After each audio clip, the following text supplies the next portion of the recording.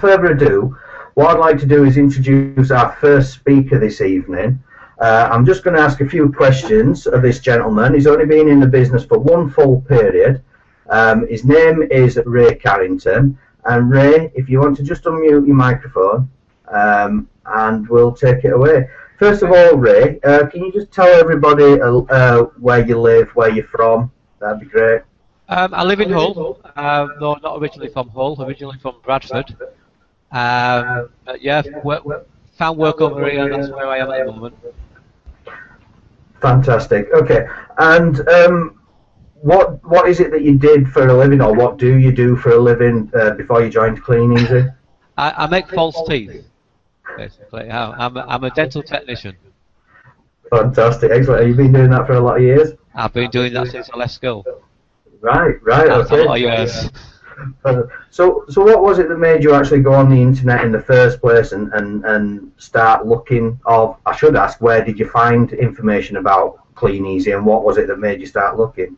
Well, first of all, it's a bit like yourself, Kev, that basically money wasn't meeting. You know, the money I was getting wasn't reaching the end of the month. Struggling financially, and really needing some kind of lifeline. So I put a search in for, I think it's just internet jobs or working from home, and something from Kleeneze came up, and I watched the video. I think I looked at the video, because I've known about the Kleeneze brand for a long time now. At first there was that apprehension, but then there was that, well, why not? You know, give it a go. Margaret Gray contacted me as my sponsor. After the first contact with me, I still then gave it, I think, about 2 months, maybe a little bit more. And then it was another email or a call from Margaret. I thought, you know what, I've got to take the chance, because I'll never know. I'll take the chance.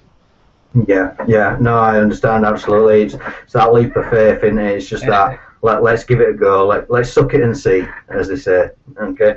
So tell us about your first month. What? I don't think you had that fantastic a start, did you, to start with? It was, well, the first week actually was quite good, because friends and family actually, they jumped on board and wanted things from me. So that first period, that was brilliant. But then I hit a bit of a wall, where I struggled to get motivated, if I'm going to be honest. And the orders didn't come in quite as well as I wanted them to. And so I got a little bit discouraged, but it was only through listening to yourself, to Margaret, listening to all the other training that was going on, that I thought, well, the only difference in all this is me. Because everybody else is getting success, everybody else is getting the orders. So it's got to be something that I'm not doing what I'm supposed to be doing. And the one area that I was struggling with was the online side and getting members into my selling team, selling group. And I struggled with that, but then last weekend that all changed. The last week, the weekend before, that just all changed. And I suddenly got it. I had also a chat with Sue Fountain. She gave me a few pointers. And from that, it just went crackers. As we said, it went absolutely mental. And in a space of about an hour and a half, I'd sold 180 pounds worth of goods in that short time on a Sunday evening. And it showed me the potential's there. But you've got to be committed, you've got to be consistent, and you've got to do what you have to do to get the orders in. Fantastic, excellent. So you had a good chat with Sue. You'd spoken to Margaret. What would you say you were doing differently to what you were doing before? What would you say were the key thing that you changed? I wasn't consistent. I wasn't continuing. You know, I'd have gaps in between. I wasn't consistent enough, and I wasn't posting enough. I just wasn't doing enough to get members into the group, and also wasn't posting enough out as far as advertising into different other groups. I just wasn't doing enough, and it kind of showed me that you've got to do something at least every day. And I think it was said last week in one of the webinars that you've got to do something every day at least. And if you don't do it every day, you've got to then catch up on other days. And I'm still learning on that. I'm still having to, you know, still motivated, but because I see it works, it's easy then to think, oh, do you know what? And I'm now getting quite fast at putting things on. So once you get into that pattern of posting things into the selling groups, it becomes kind of automatic and quick, and it can be done. So I honestly believe this can work. With all my heart now. And at first I had doubts, but I'm seeing now. I'm seeing it. Fantastic, absolutely brilliant, Ray. I mean, there's a couple of things I really want to point out that you've said there for the benefit of other people. It's first of all, it's yourself. We've all got the same products, we've all got the same website, we've all got the same opportunity, we all live in the same country.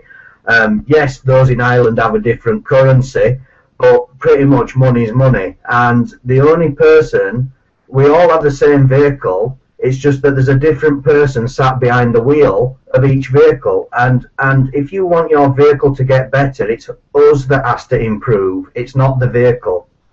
All right. So that's absolutely brilliant. Well done, Ray. And posting more, just doing more. I find that the people that tend to get despondent are the people who aren't doing the activity.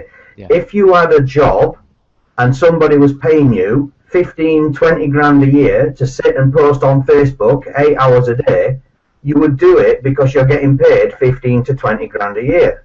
But because we do it for ourselves, we very quickly think, oh, I can't be bothered. It's easy to do, but it's also even easier not to do. And that's the thing, guys. It's not that it's difficult, it just takes commitment. And absolutely brilliant, Ray. So just finally, where would you like to take it in the future? Where do you see things going from here? Oh, I'm now wanting to move into the recruitment side, and I've got some leads that I need to be following up. That's one area going. I want to continue building the online side, and I want to take this. I want to be where you are, Kev. I'm going to take your job one day, mate. I hope you do. I really hope you do, because there's more room up here than there is down there, believe me. I'll be there. I'll be there. I'm totally committed to this now. Now I'm on the journey. There's no stopping. Excellent.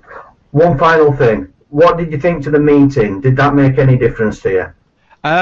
It did, actually. I think the one thing, realizing that you're part of something much larger, and seeing all them people, and even the accolades and getting the certificate and things, that makes a difference. You know, we all want recognition. It's part of our human nature.